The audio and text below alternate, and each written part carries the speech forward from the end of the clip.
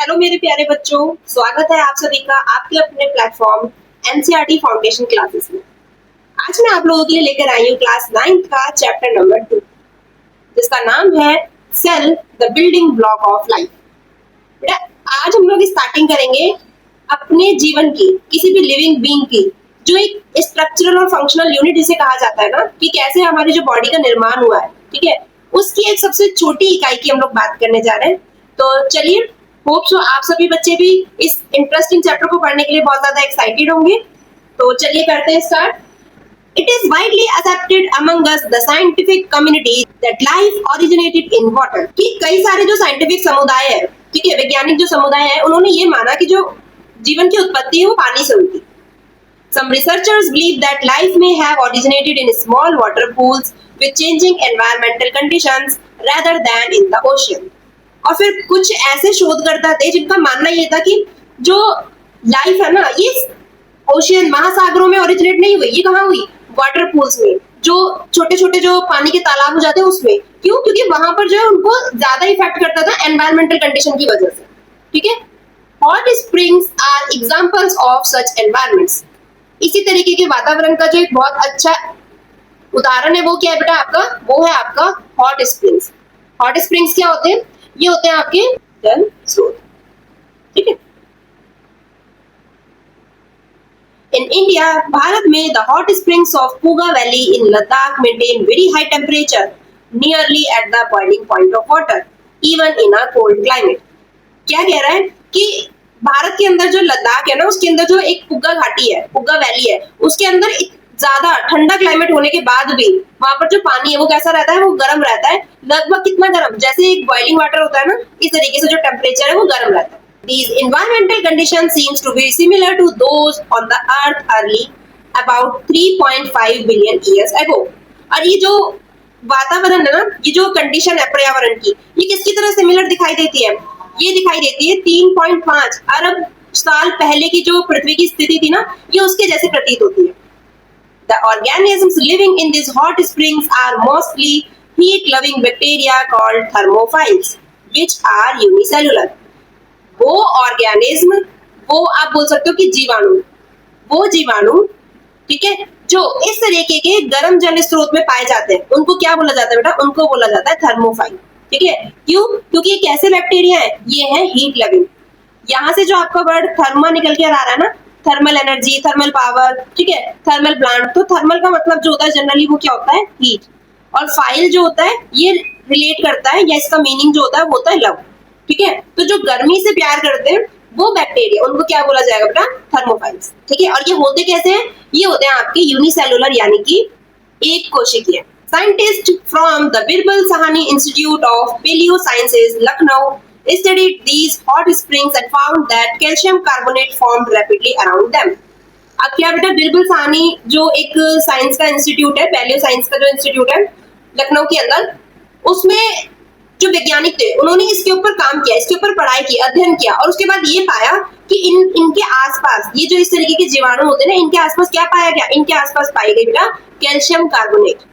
ठीक है, these deposits may have protected early organic molecules from harmful radiation and extreme conditions, and they may have also helped in the formation of the first protective membrane, the barriers that define a cell। इस तरीके के जो deposit पाया जाता था, ये क्या करता था? ये सबसे पहली बात तो एक तरीके से प्रोटेक्ट करता था उन ऑर्गेनिक मॉलिक्यूल्स को। किनसे? हार्मफुल रेडिएशन से। ठीक है, चाहे कितनी भी खतरनाक कंडीशन हो जाती थी, कितनी भी एक्सट्रीम कंडीशन हो जाती थी, उसमें ये क्या करता है? ये उन ऑर्गेनिज्म की हेल्प करता है, प्रोटेक्ट करता है, और साथ ही साथ उनको इसमें भी हेल्प करता है कि जो उनकी सबसे पहली लेयर बनती है, प्रोटेक्टिव लेयर, ठीक है, ये उसे बनाने में भी हेल्प करता है, जो जनरली आपकी एक सेल की सीमा निर्धारित करता है। ठीक है, यहाँ से जो वर्ड निकल कर आएगा ना, फर्स्ट प्रोटेक्टिव मेम्ब्रेन, इसे आप बोल सकते हो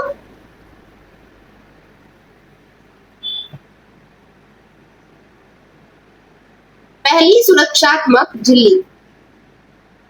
ठीक है, जैसे जैसे आगे बढ़ते जाएंगे इसके बारे में भी आप और अच्छे से समझेंगे। आगे बढ़ते हैं। All living organism are made up of cell. जितने भी जीवित जीव है, जो भी लिविंग ऑर्गेनिज्म है, वो सभी किससे बने बेटा? कोशिका से। The cell represents the basic level at which life exists. Cell ही वो बेसिक लेवल पर बताता है जहां पर जो आपका जो जीवन है ना वो एग्जिस्ट करता है, ठीक है, उसको कोशिका ही रिप्रेजेंट करती है. Some organisms such as bacteria or yeast consist of only one cell, unicellular. कुछ ऐसे जीवाणु होंगे जैसे कि बैक्टीरिया हो गए, यीस्ट हो गए, ये क्या करते हैं, ये एक ही तरीके की सेल से बने होते हैं, इसलिए इनको क्या बोला जाता है, इनको यूनिसेलुलर बोला जाता है, यानी कि एक कोशिकीय. जबकि अदर्स और जैसे कि plants, fish, birds or humans are made up of millions of cells, multicellular, that work together. वहीं कहीं कुछ ऐसे भी हैं जिनके अंदर जो है आपकी कई मिलियंस ऑफ सेल्स पाई जाती है, ठीक है, लाखों करोड़ों कोशिकाएं पाई जाती हैं, जैसे कि आपका बर्ड्स, ह्यूमन, फिश, प्लांट्स, और ये सारी कोशिका एक साथ मिलकर काम करती है, ठीक है, अलग अलग कार्य करती है लेकिन एक साथ मिलकर करती है, ठीक है. A group of similar cells performing similar functions forms tissues. यही जो पूरा एक ग्रुप है ना बेटा कोशिका का, ये क्या करता है, ये एक साथ मिलकर किसका निर्माण करता है, क्या बनाता है, ये बनाता है आपका टिश्यू, यानी कि ऊतक. ठीक है. Different tissues are organised to form an organ. अलग अलग ऊतक, अलग अलग टिश्यूज जो है वो क्या करते हैं, वो एक साथ मिलते हैं और क्या बनाते हैं, एक ऑर्गन बनाते हैं, अंग बनाते हैं. And several organs work together to form organ system. और ऐसे ही कई सारे जो अंग हैं वो मिलकर क्या बनाते हैं, वो बनाते हैं आपका ऑर्गन सिस्टम, यानी कि आप बोल सकते हो अंग तंत्र. सच एज जैसे कि नेजल पोर्स, जो आपके नाक के बाहर जो आपके छिद्र होते हैं ना, इसको बोला जाता है नेजल पोर्स, नेजल कैविटी. उसके बाद ये देखिए जरा इधर,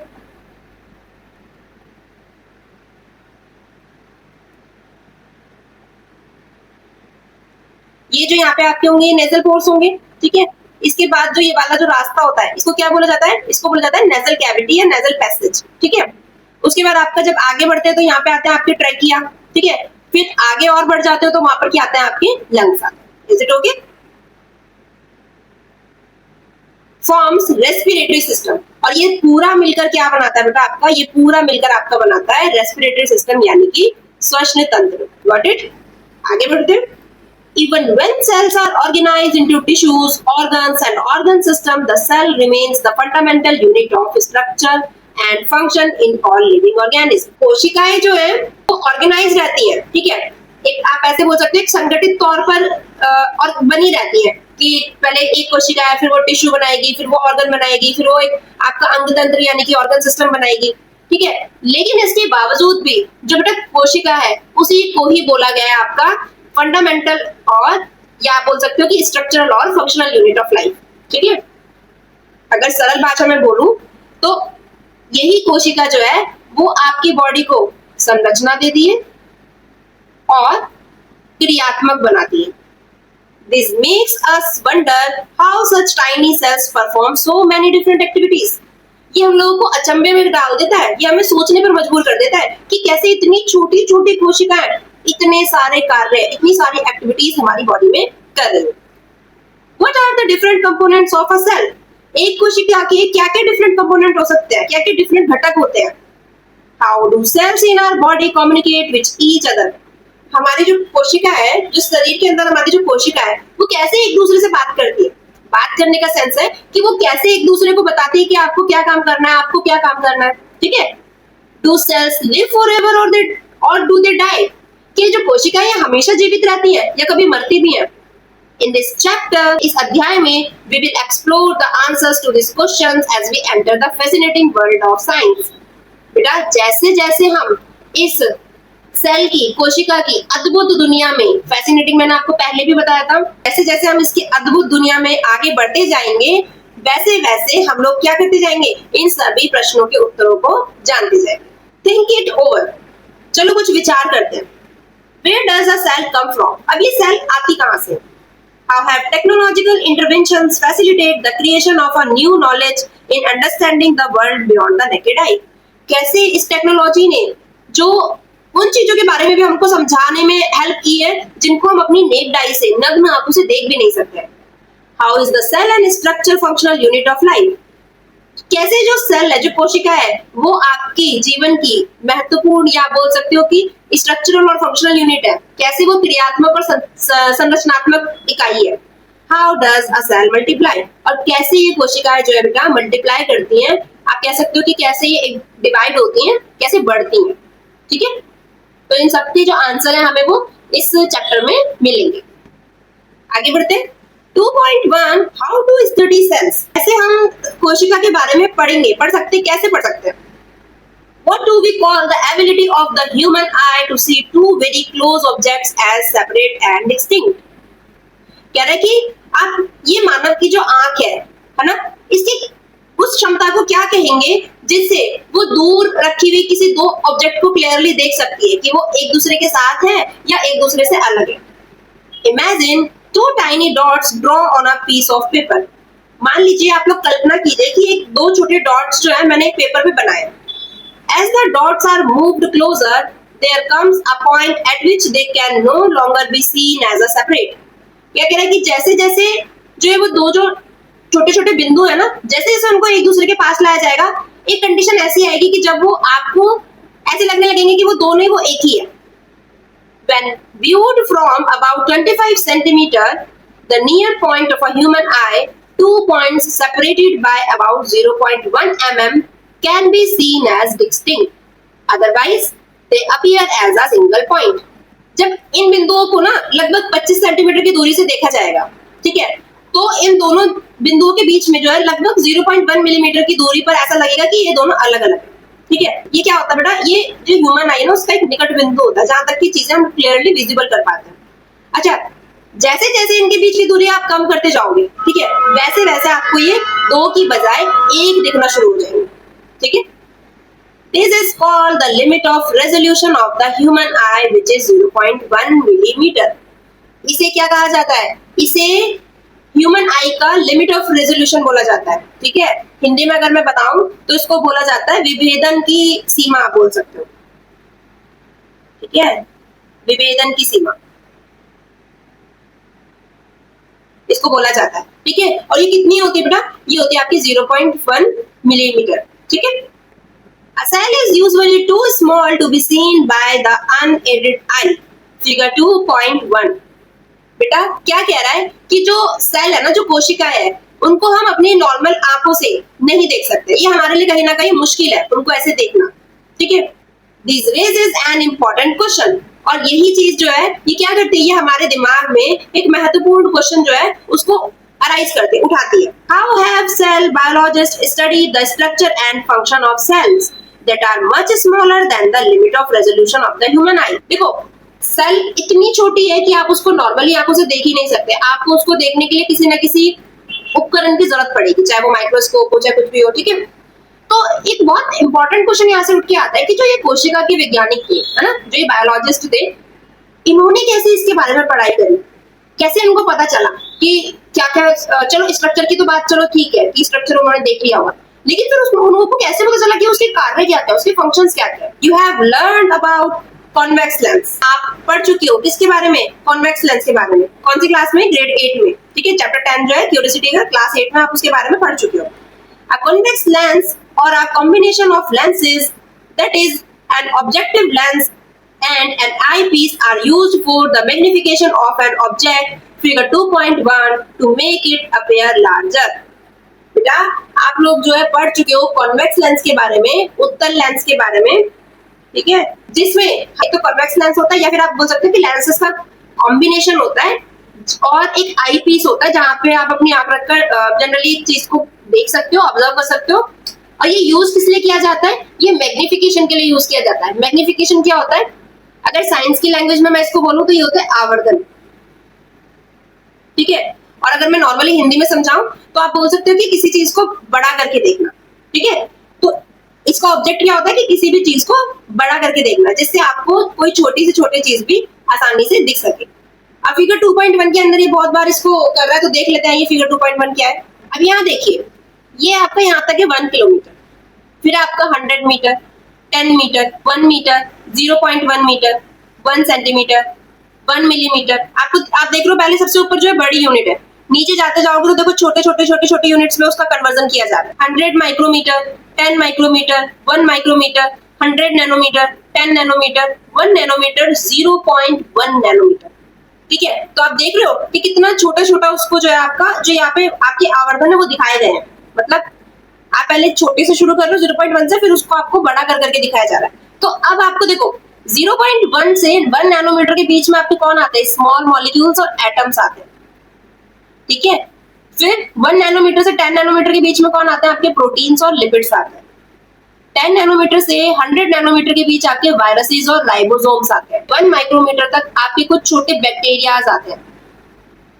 1 माइक्रोमीटर से 10 माइक्रोमीटर से आने लगेंगे अब आपके सेल के अंदर के जो कंटेंट्स है, ठीक है, उनके बारे में हम लोग देखेंगे। माइटोकॉन्ड्रिया, बैक्टीरिया, न्यूक्लियस, ये सारी चीजें आएंगी।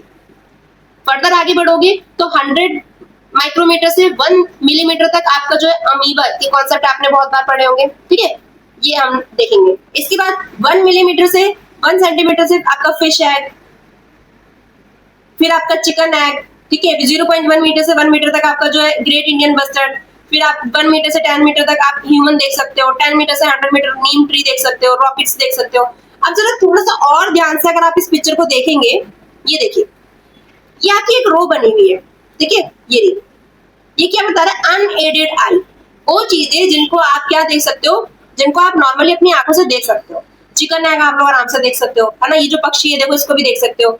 एक दूसरे इंसानों को आप देखते हो, ट्री आप लोग देखते हो, रॉकेट्स आप देखते हो, एरोप्लेन आप देखते हो, मिसाइल आप देखते हो, ये सारी चीजें आप देख सकते हो। वहीं कहीं जो छोटी चीजें होती है ना, जैसे आपका अमीबा हो गया, या प्लांट सेल हो गया, एनिमल सेल हो गया, न्यूक्लियस हो गया, माइटोकॉन्ड्रिया हो गया, इनको देखने के लिए जनरली हम लोग किसका यूज करते हैं, हम लोग यूज करते हैं लाइट माइक्रोस्कोप का। ठीक है, और वहीं कहीं आपका आप बोल सकते हो कि जनरली 100 माइक्रोमीटर से 0.1 नैनोमीटर तक जो छोटी चीजें होती चली जाती है, वो हम लोग किसकी हेल्प से देख सकते हैं, वो हम लोग देख सकते हैं इलेक्ट्रॉन माइक्रोस्कोप की हेल्प से।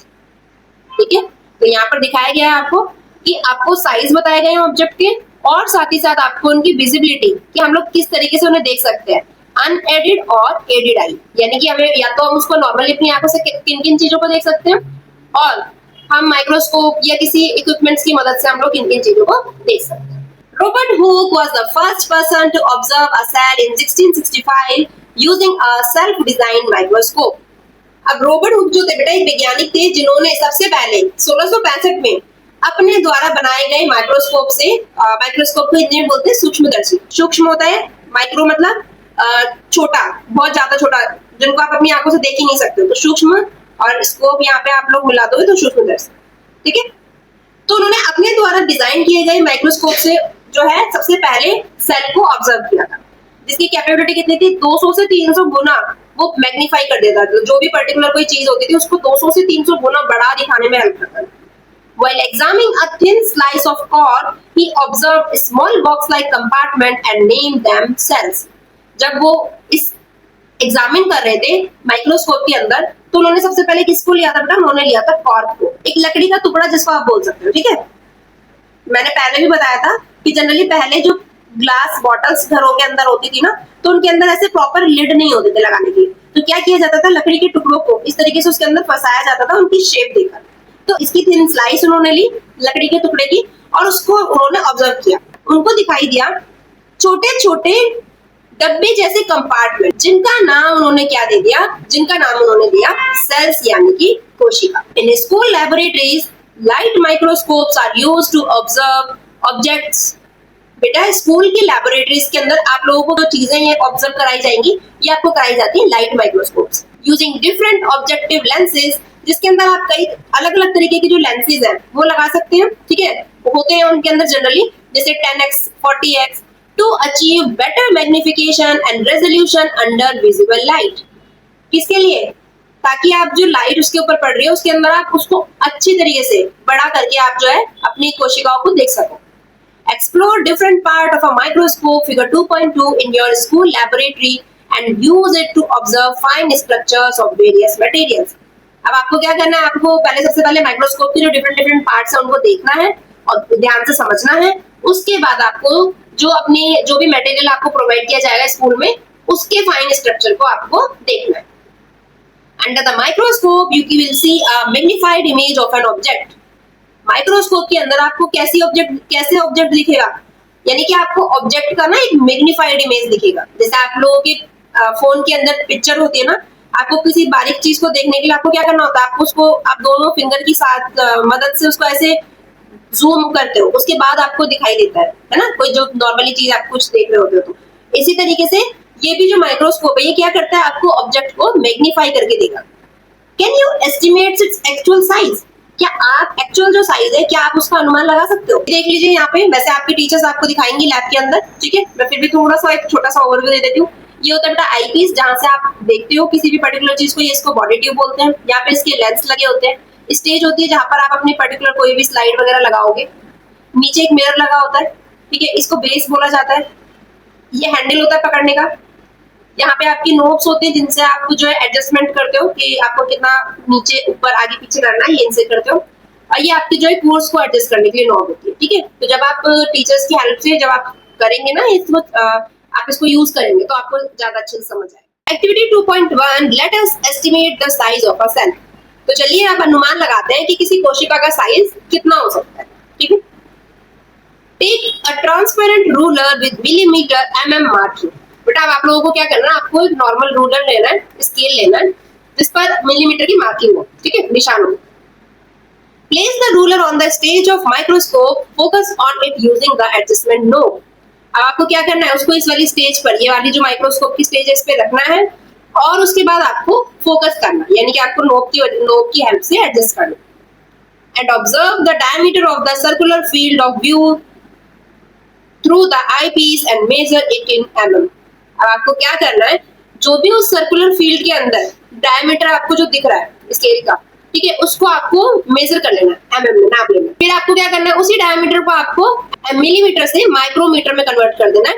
ये आपका ये माइक्रोमीटर का साइन है बेटा ये, ठीक है। इस तरीके से थोड़ा सा आप यू करके ऐसे निकालते हो, ठीक है, ये माइक्रोमीटर का यूनिट है। Suppose the diameter of the visible field is 5 mm, meaning 5 into 1000 that is 5000 micrometre, ठीक है। तो आपको समझ आ गया होगा कि एक मिलीमीटर में कितने होते हैं, 1000 माइक्रोमीटर होते हैं, ठीक है। अब आपको कन्वर्जन करना, मान लो आपको 5 मिलीमीटर जो आपको विजिबल हुआ उतना स्केल में आपको दिखा, तो यानी कि आपने उसको माइक्रोमीटर में कन्वर्ट कर लिया, कितना, 5000। Remove the ruler and place N onion peel slide on the stage of the microscope. अब आपको वहां से स्केल हटा देना है, अब उसकी जगह पर आपको अनियन पील की स्लाइड रख देनी है, ठीक है। Focus on the slide and count the number of cells present along the diameter of the field of view in one straight line. अब क्या करना है आपको एक सीधी रेखा में जो दिख रही है कोशिकाएं, ठीक है, किसके अलोंग, डायमीटर के अलोंग जो आपको दिखेंगी, आपको उन कोशिकाओं को, उन सेल्स को, आपको नंबरों को काउंट कर लेना।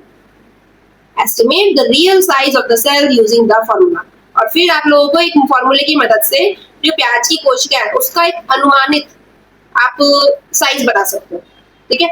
यहाँ पे आपका यूनिट कन्वर्जन है 1 मिलीमीटर बराबर 1000 माइक्रोमीटर, ये मैं आपको बता चुकी हूँ। एस्टिमेट साइज निकालेंगे कैसे, देखो अनियन पील का ऊपर लिखेंगे डायमीटर जो हमें विजिबल हुआ था, कितना डायमीटर विजिबल हुआ था हमें, 5000,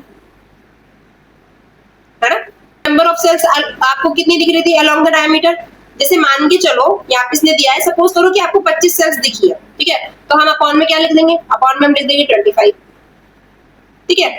जब आप इसको इससे डिविजिबल करोगे तो आपको सिंपल सा पता है कि 200, यानी कि आप बोल सकते हो कि आप एक अनियन सेल का जो साइज है वो कितना है, 200 माइक्रोमीटर। देखो यहाँ मैंने आपको थ्योरेटिकल बेस पे समझाया है, आपकी टीचर्स आप लोगों को लैबोरेटरी के अंदर जब ये एक्सपेरिमेंट परफॉर्म कराएंगे, एक्टिविटी परफॉर्म कराएंगे, तो आपको अच्छे से बेटा समझ आ जाएगा। Is it okay? If the estimated size of an onion peel cell is 200 micrometer, अगर अनियन पील के सेल का, कोशिका का अनुमानित जो साइज है वो अगर 200 आपका माइक्रोमीटर है, तो how much does a light microscope magnify this cell. तो लाइट माइक्रोस्कोप जो है वो इस सेल को कितना बड़ा करके आपको दिखाएगा। The total magnification of a microscope depends on it's magnifying power of the eyepiece and the objective lens. बेटा देखो किसी भी माइक्रोस्कोप की जो मैग्नीफाइंग पावर होती है ना, कि वो आपको कोई चीज कितनी बड़ी करके दिखाएगा, वो डिपेंड करता है उसके आईपीस पर और ऑब्जेक्टिव लेंस पर, ठीक है। जो भी लेंस उसके ऊपर लगा होता है ना, वो उन पर निर्भर करता है। If both the eyepiece and the objective lens have magnifying power of 10x, then the total magnification will be 100x। उसकी 10x है, ठीक है। और जो आपका जो वहां पे आईपीस लगा हुआ है, ठीक है, उसकी भी 10x है, तो दोनों के हम लोग दोनों को मिलाकर देख रहे हैं ना, दोनों की हेल्प से देख रहे हैं, तो 10 इंटू 10 कितना हो जाएगा आपका 100x हो जाएगी, है ना, ये 10 ही है, ठीक है, 100x हो जाएगी. This means that a cell with an estimated size of 200 micrometer will appear 100 times larger.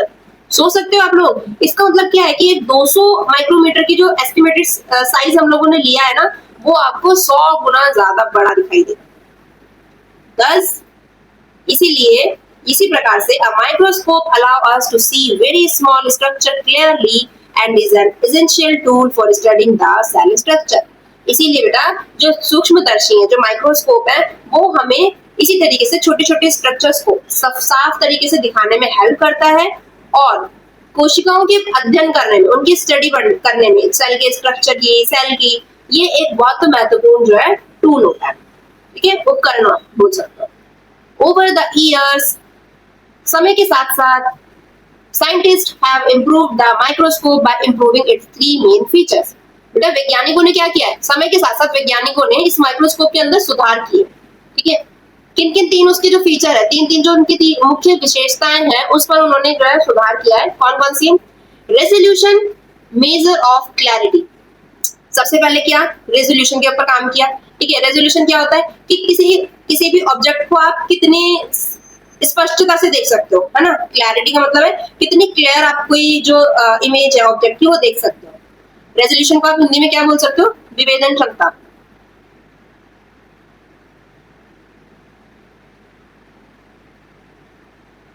और किस पे काम किया, कंट्रास्ट. कंट्रास्ट तो आप लोगों को पता ही है ना, जैसे आप लोगों की मोबाइल की स्क्रीन में, ठीक है, आपका टीवी के स्क्रीन में या आपके कंप्यूटर लैपटॉप इनकी स्क्रीन में होता है ना, जो मतलब आपकी जो वस्तु है वो कितनी ज्यादा चमकेगी. कभी कभी ऐसा होता है कि बहुत ज्यादा चमकती है तो आपको कुछ अच्छे से दिखता नहीं है, तो आप बोलते हैं इसका कंट्रास्ट कम कर दो, है ना. हिंदी में अगर मैं बोलूँ तो इसे आप बोलोगे विपरीतता, ठीक है, यानी कि मतलब वही ब्राइटनेस वगैरह जो है कम कर देना. पार्ट्स ऑफ एन ऑब्जेक्ट, यानी किसी भी ऑब्जेक्ट के पार्ट्स की जो ब्राइटनेस है उसको कम ज्यादा कर देना. एंड मैग्निफिकेशन, और किस पे काम किया बेटा, मैग्निफिकेशन पे, यानी कि आवर्धन पे, ठीक है. जितना ज्यादा हम किसी ऑब्जेक्ट को बड़ा करके देखने में हेल्पफुल होंगे ना, उतना ज्यादा हम उसके बारे में जान पाएंगे. These improvements have turned microscope into a powerful tool for studying cells. और इन्हीं इम्प्रूवमेंट की वजह से, इन्हीं सुधारों की वजह से एक माइक्रोस्कोप जो है बेटा, वो एक बहुत ही ज्यादा शक्तिशाली टूल बन गया सेल्स को पढ़ने के लिए. You can see a picture of the lower surface of Colocasia leaf observed under a scanning electron microscope. देखो, ये देखो आपका इलेक्ट्रॉन माइक्रोस्कोप है. अगर आप ध्यान से देखोगे ना, तो ये कोलोकेसिया की पत्ती है, उसके अंदर दो स्टोमेटा को आपको शो करा रहा है. तो देखो आप देख सकते हो कि कितने ध्यान से, कितने अच्छे से जो ये आपके स्टोमेटा है इस तरीके से विजिबल हो रहे हैं, ठीक है. तो साइंस ने ही, साइंटिस्ट ने ही आप लोगों के लिए जो साइंस जो पढ़ना है ना, वो इजी बनाया, ठीक है. रेडी टू गो बियॉन्ड, एक इलेक्ट्रॉन माइक्रोस्कोप है. क्या है ये? Apart from light microscope, scientist also use powerful electron microscope. कह रहे कि लाइट माइक्रोस्कोप जो प्रकाश सूक्ष्मदर्शी, उसके अलावा वैज्ञानिक जो है वो किसका यूज करते थे, वो पावरफुल, ठीक है, किसका यूज करते थे, इलेक्ट्रॉन माइक्रोस्कोप का. That reveal the fine details of a cell structure, जो बहुत छोटे छोटे, बहुत फाइन जो संरचना होती थी, जो स्ट्रक्चर होते थे, उनको अच्छे से खोलने में हेल्प करना. रिवील करना मतलब जस्ट जैसे कोई पहेली आप रिवील कर रहे हो ना, क्या उसके अंदर क्या क्या चीजें हैं वो आपके सामने लेके आने में ये जो है इलेक्ट्रॉन माइक्रोस्कोप हेल्प करता है. These instruments use a beam of electron instead of light to produce highly magnified images. बेटा लाइट माइक्रोस्कोप के अंदर जो है आपकी लाइट का यूज किया जाता है, लेकिन इसके अंदर क्या यूज की जाती है, इसके अंदर आपकी इलेक्ट्रॉन की एक बीम जैसा लाइट होता निकलता है ना, इसी तरीके से आपकी जो इलेक्ट्रॉन की जो बीम है उसका यूज किया जाता है इमेजेस को बड़ा करने में, allowing us to see cell structure at the nanometer scale with remarkable clarity. A nanometer is 1 billionth of a meter.